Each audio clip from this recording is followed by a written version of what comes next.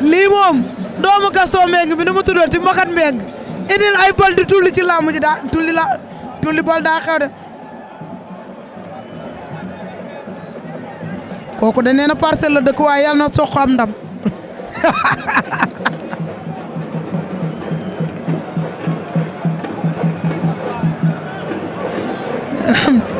Babacar Ndiaye nee na kenn du yow tamit en direct bi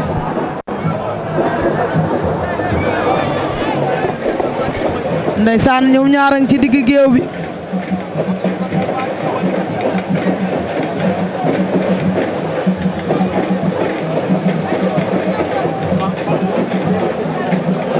Sokh bu ndaw ak Talfa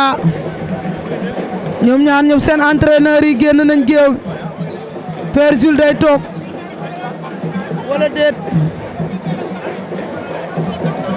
arbitre woo na leen ci digg géew bi nee na leen kaay moo ngi leen di wax li làmb bañ ak li làmb nangu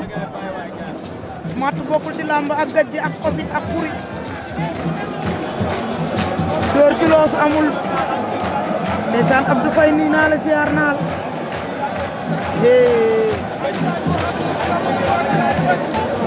ndeysaan Talfa ak Sokh bu ndaw wure ba jëm na këng waxi mag dem na ndañ taali foog jël la am te nee naa la lu doon waay jaay mu lam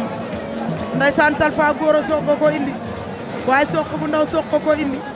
ak ki nga xam ne mooy Père Jules Baldé Sokh bu ndaw nekk ci raq ci Sokh Talfa nekk jarbaat ci góor a Sokh ndeysaan Pikine ak Parcelles jogati nañu ndeysaan arbitre baa ngay wax ak ñoom mu ngi leen di wax mu ngi xaar di xool ay superviseur am daa mel ne ay superviseur am pare guñu ñoo ngay wax fële ci diggante Talfa ak Sokh bu ndaw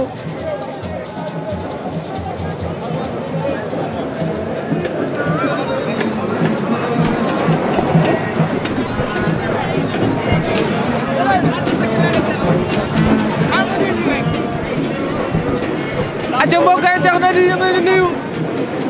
combat bi doon xaar ay weer fu mu toll nii ay miin moo si des waaye di leen jaajëf bu baax a baax su mel ni Abdou Ka Moussa Demba Libaas Mara Boxum Youssou Anne Samba Solo Seydi maa di Cissé ñëw na nuyu Mouhamed Ka Abdou Ka ñooñu si mbokk internet la ci biir combat diggante Sokh ak Talfa Mouhamed Ka maa ngi lay ziar Sokh ak Talfa kan mooy daan wax lan ma ko dañ ko expliqué ay benn waaye sifflé ab bi sifflé na si diggante Talfa ak Sokh moo ñu woon ginnaaw kala mu ñu Talfa Sokh bu ndaw Sokh ko koy dóor Sokh ko koy dóor Sokh Talfa wër na ko ndom Talfa wër na ko ndom Sokh Talfa Sokh la nga leen digal baaxul Sokh Talfa Sokh wëlbatiku na laa ilaa waay kii mooy ndaanaan Sokh Talfa waa xale bee ndaanaan Sokh Talfa ay waay bu laa ilaa ñaari xale yi dama dina ci suuf Talfa daan na Sokh bu ndaw Talfa daan na Sokh bu ndaw laa ilaa Talfa daan na Sokh bu ndaw jël bu set wecc Sokh ma nga taxaw mel ni ku jommi Talfa Sokh bu ndaw lamb la waxoon naa la ko nee naa leen ku ci xeex baa nga xuloo yaa koy yëg lamb Talfa daan na Sokh bu ndaw nee naa leen na ko lamb bàyyi xel na ko lamb bàyyi xel ndeysaan stade baa ngay toj xale ya màbb nañ top dem la ilaha illallah le combat du siècle Modou Baye Fall moo woote woon ki nar ki nga xam ne mooy Momo production ndeysaan Talfa daan na Sokh bu ndaw jël bu kenn du natable ndeysaan waa Pikine nee nañ toog nañ Talfa duggoon na Talfa tey dugg na Pikine daan na